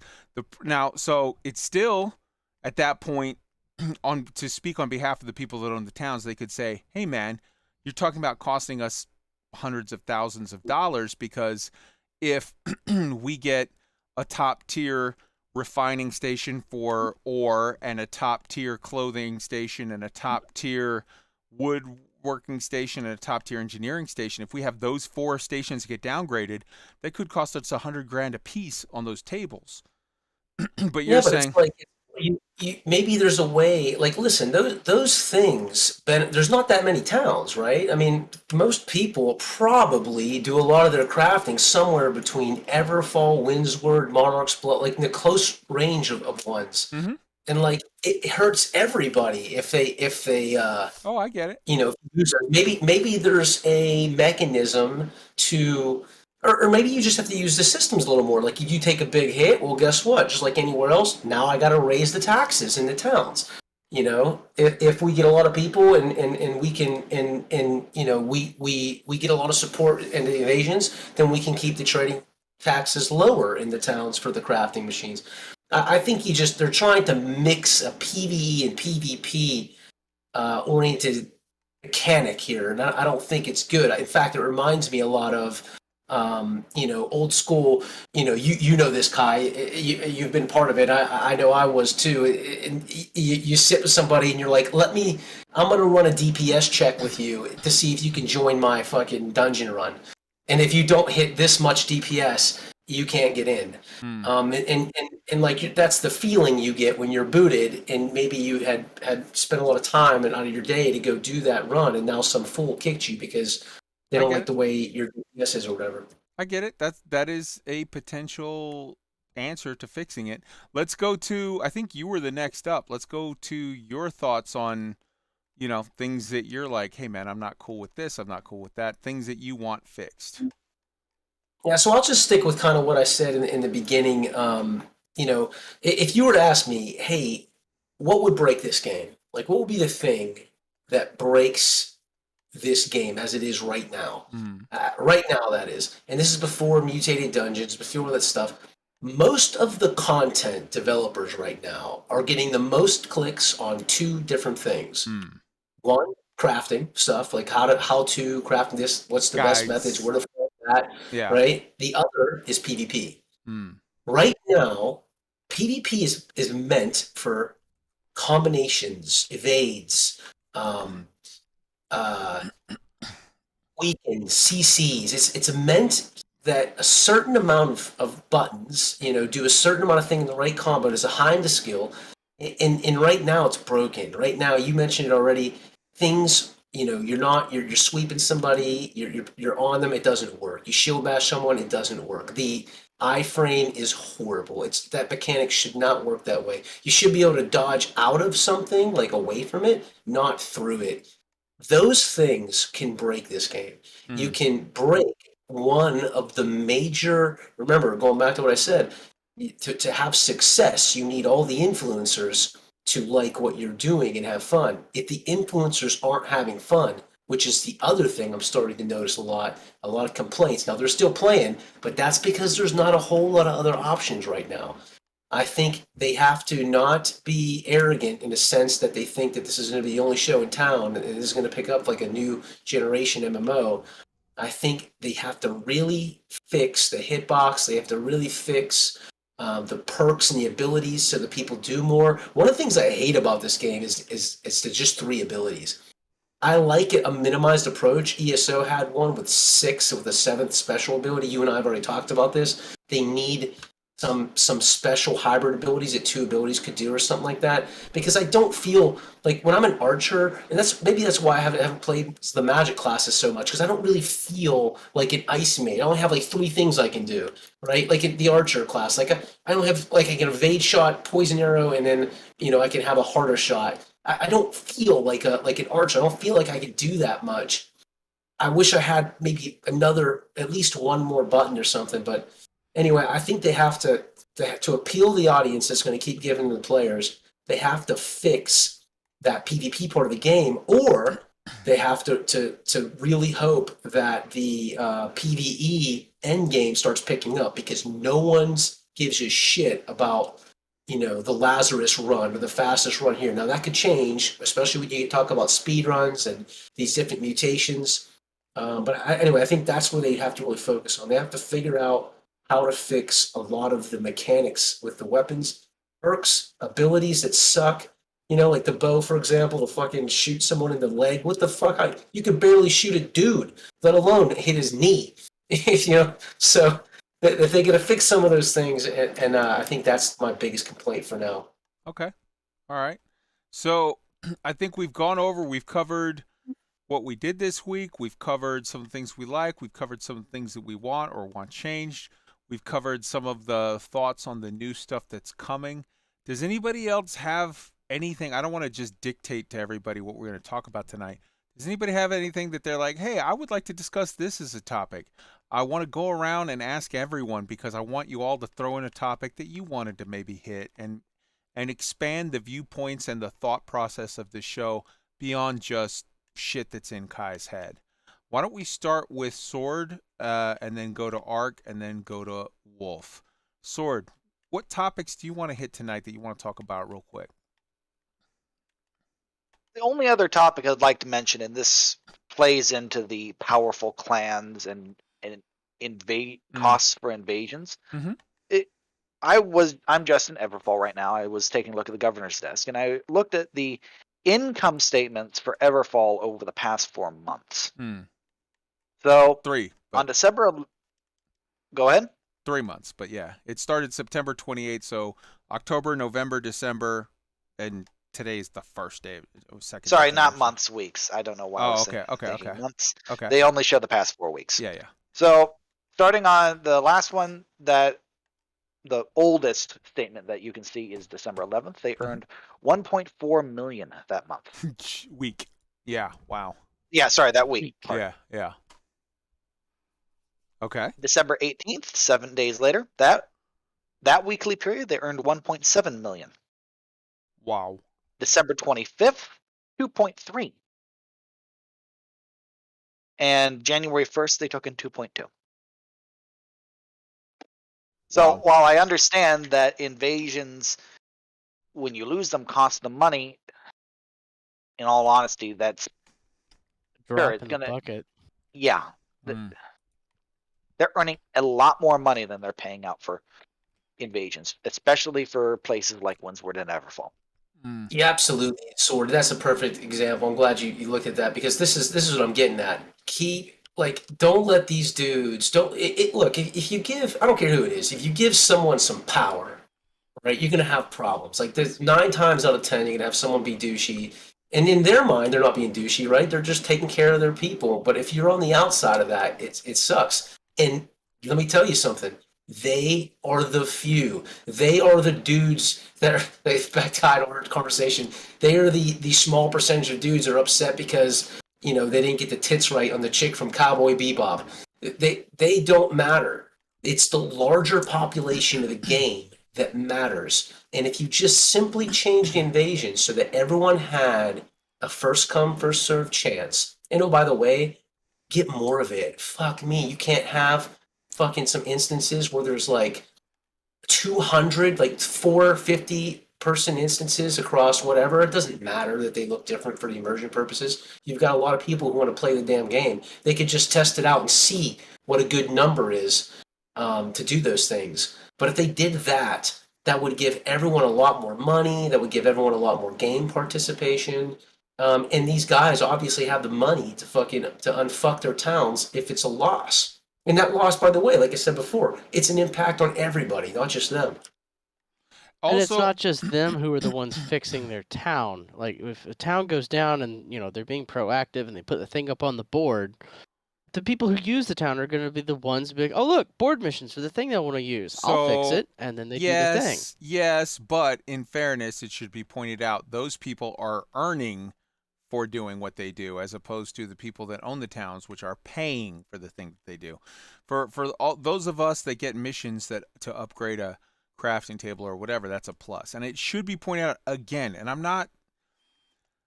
Look, let's be adult about this. It doesn't make sense to blame the people that are winning off of a bad design decision. They're just playing the game the same way as we are, using the rules the same way as we are, maybe a little bit better, and doing well. They're winning. They're achieving.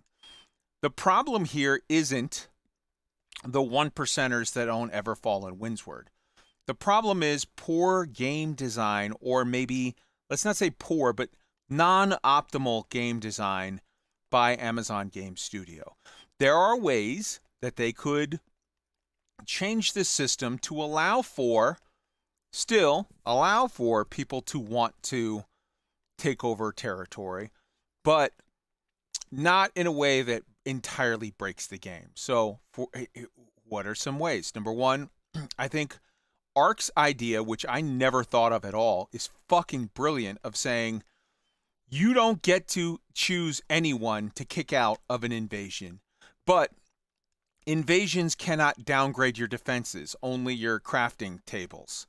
Now, at this point, you've taken away all of the legitimate excuse of, but what if the other side comes and sabotages our shit? Because if they can't hurt your defenses at all, just your crafting tables, why would they give a fuck? So I think that's brilliant. I think also, as we've all seen, the people who own Windsward and Everfall make 100 times more than the people that own everything else. The people that own Ebonscale or fucking, First Light, those guys are peasants compared to the people that own Windsward and Everfall. What if it were to just be this? If your faction owns 3 territories, 6 territories, 8 territories, any number, X territories, all of the money from your towns are poured into the faction pot, and that faction pot is split equally among all of the factions that own a territory. Now, in this way, you still encourage everyone to want to get a faction because they want to get paid, but it's not such that Everfall and Windsward earn 1,000x everybody else. Just a thought. Now, I brainstormed that in 2 seconds. I'm sure that someone can poke holes in it and come up with a better way. Good. Implement that then. Amazon Game Studios, they got some smart fellas working for them, and ladies, I'm sure they can come up with an even better idea. But that's one right there where you ensure that the people that own First Light don't get fucked compared to the people that own Everfall and Windsward. And it still makes you want to own a faction. You want to own First Light. You want to own Morningdale. You want to own Ebonscale. You want to own Monarch's Bluffs. Because you get the same piece of the pie as the people that own the big boys. Okay. Amazon already made a huge step towards sort of spreading out the map a little when they said, sales can be done anywhere across the map. But they didn't implement that until everyone already had a fucking house in Everfall or Windsward. Let me ask you, of the people that own houses, who doesn't own one in Everfall or Windsward? Like, if you were to do a census of the players of New World and say, how many of you own a house? You'll get a certain amount of hands go up. Now, out of those that own a house, do you own one in either Windsward or Everfall? 98% of the hands are still going to be up. If you own one, you own one in one of those 2 places. So, saying we're going to do, you can do sales anywhere, that's cool, but it's a little bit closing the door after the fucking horses left the barn. So, I think that if they were to do this where all of the money in all of the territories owned by any faction is then pooled amongst all of the people who own any territory in that faction, that to me seems like a way that you can split it out. What we're also seeing on a lot of servers, ours for sure, is the faction the company that happens to be the dominant one in one of the 2 old boys. Now they start poaching members from the other ones. They start other clans, companies, whatever you want to call them, fall apart. And now you had one where it was, and I'm just using this as an example. I'm not trying to say anything negative towards them. They're just players, just like us. You had House of Var.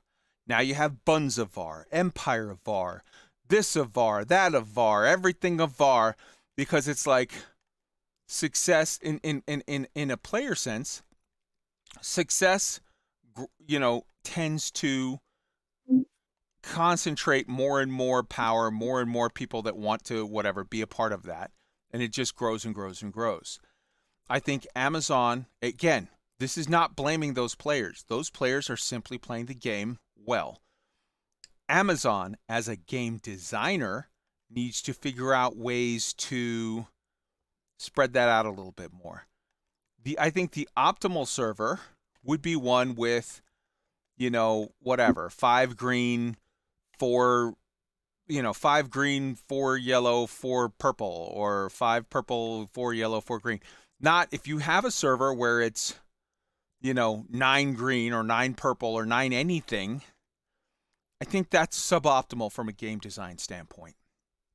Anybody have any thoughts on any of that, or other concepts or brainstorms of like how could we sort of separate the more evenly distribute the wealth so that it is a better game design for a larger number of people? One way that, and this comes towards taking money out of the economy, but one way that they could reduce the superiority of Everfall and Windsward is to add, and I think you actually mentioned this, Kai, a cost for them per person who uses it that the tax potentially actually justifies. So sure, you're making more in Everfall because you've got more people coming through and using it, but you're also paying more in upkeep. Okay. Interesting. Yeah, that makes sense. A kind of land value kind of situation. I mean, it costs a lot more to live in DC than it does to live in Pittsburgh. You could do something like that. Yeah. Mm-hmm. What do you guys think about the concept of, instead of just Everfall makes 1.2 million, you say Everfall makes 1.2, Morningdale makes 0.6, Monarch's Bluff makes 0.4, and so now 1.2, 0.6, and 0.4, that turns into 2.2. We take the 2.2 and we split it evenly amongst those 3 groups. I want me to tell you what's going to happen. I think Wolf can also do as well. I know already the possibility, but it's what we already have on this server, but go ahead. A faction, for instance, just say green because it's closer to the server, will take Everfall and Windsward and then abandon every other territory. Because that gives them the highest average and the highest average income to their company. But then if another green faction happens to go out there and get scrappy and fucking grab a First Light, a Monarch's Bluff, whatever, they now get a third of that. And I think that would encourage more people to step up and take their shot. But the dominant company would be fighting against them in this case. They couldn't. You can't fight against them in a war. The only thing you could do, and even then, you can't stop them from getting influence. I'm not saying it would be easy. They definitely wouldn't help at that point. But if other groups decide, fuck you, we're going to get ours, and 5 little companies get together and they push First Light, they make a pact to say, hey, we're going to push First Light, Monarch's Bluff, Ebonscale. We're going to push all of these. We'll work together. That's a way that encourages little parties to get together and get a piece of theirs. They can't get locked out. You can't stop your own faction from gaining rep, and you can't stop your own faction from winning a war.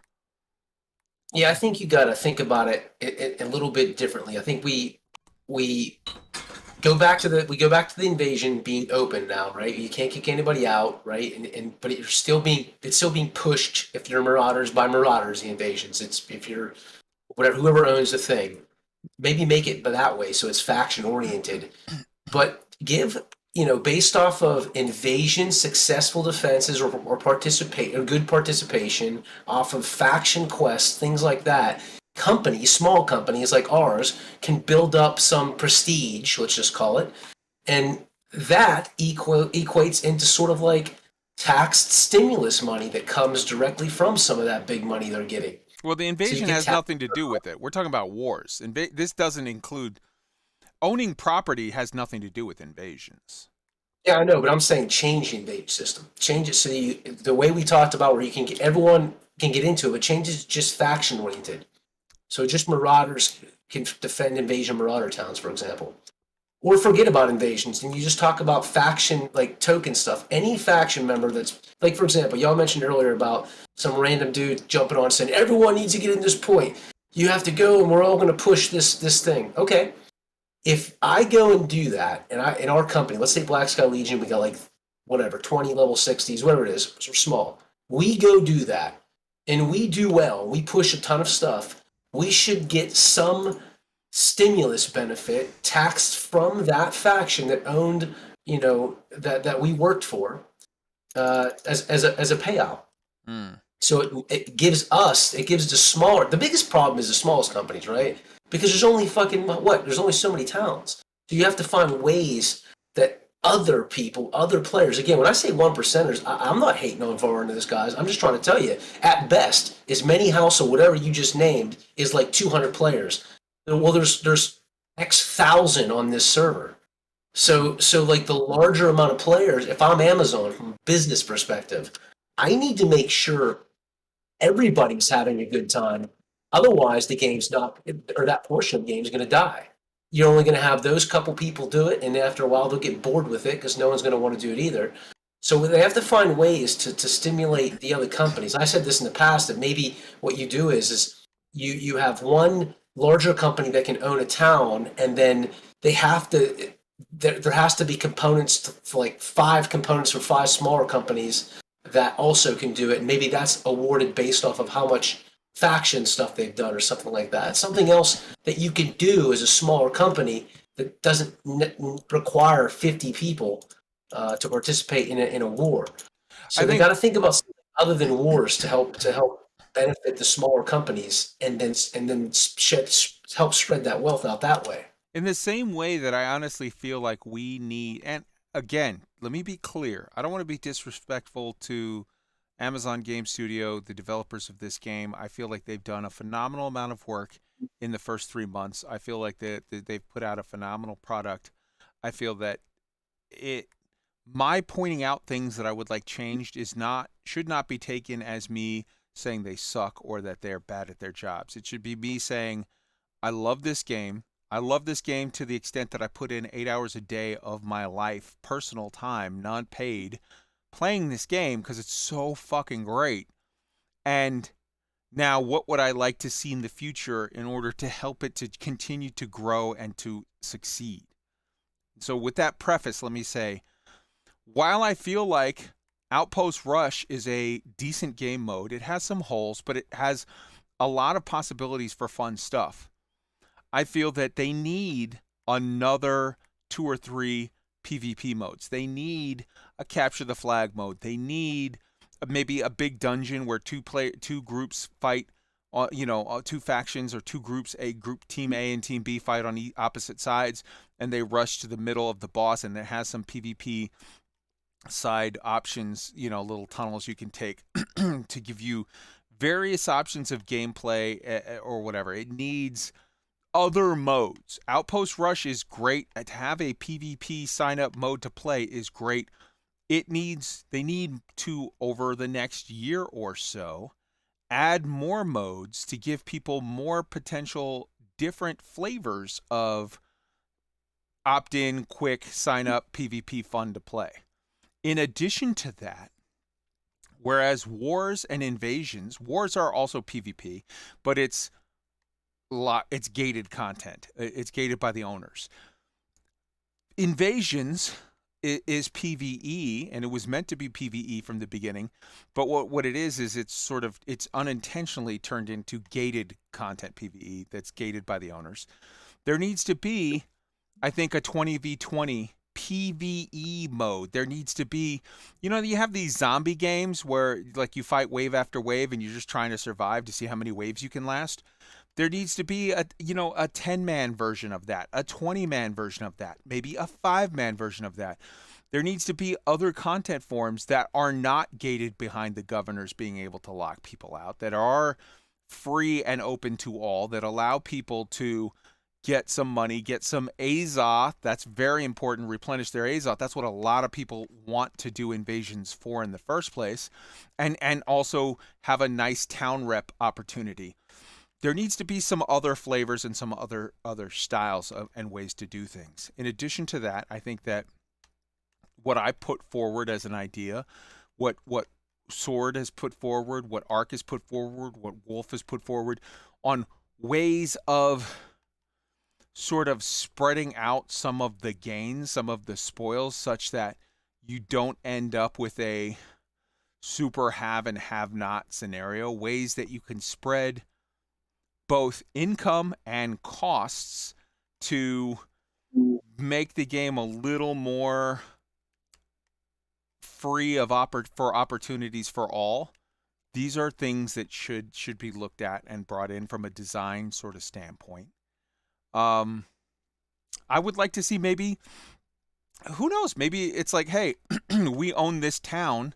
The people that are running influence missions get a certain amount of income. The people that, maybe it's set up that the owners of a town get maybe 60% of the income and the other 40% is spread among that faction or whatever. Now, you obviously don't want to make it to where it's all, you don't want to go full communist with it and, every person gets an equal share, because then it's absolutely the case of, well, what the fuck is the point of fighting for the spots? Like, you want to have some extra reward that justifies the amount of time and effort that's put into doing these. It costs them a lot of money to declare wars. It costs them a lot of money to defend wars. They have to take time and effort and whatever and put it into all this shit. So you want some reward structure such that people want to have the places.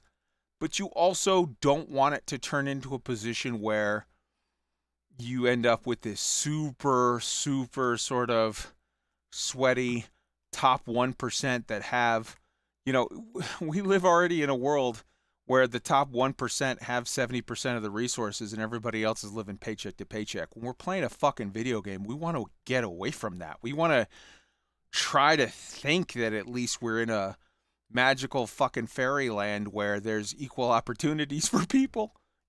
Just, it's unfun to think that it's like, yeah, the rich get richer. That's how it goes, bro. Like, I mean, we can't die on this island.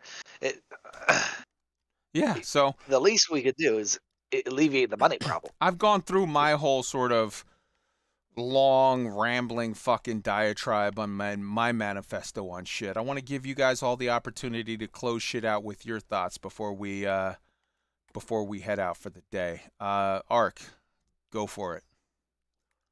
To add on what you just said right there, I think there's so many different ways you could do it. I just, as you were talking, I was thinking about, like, what if, during an invasion or a war, there were, because there's so many cool areas and features on the map, right? So if you're looking at the map and you're having a war in the fort in Everfall, right?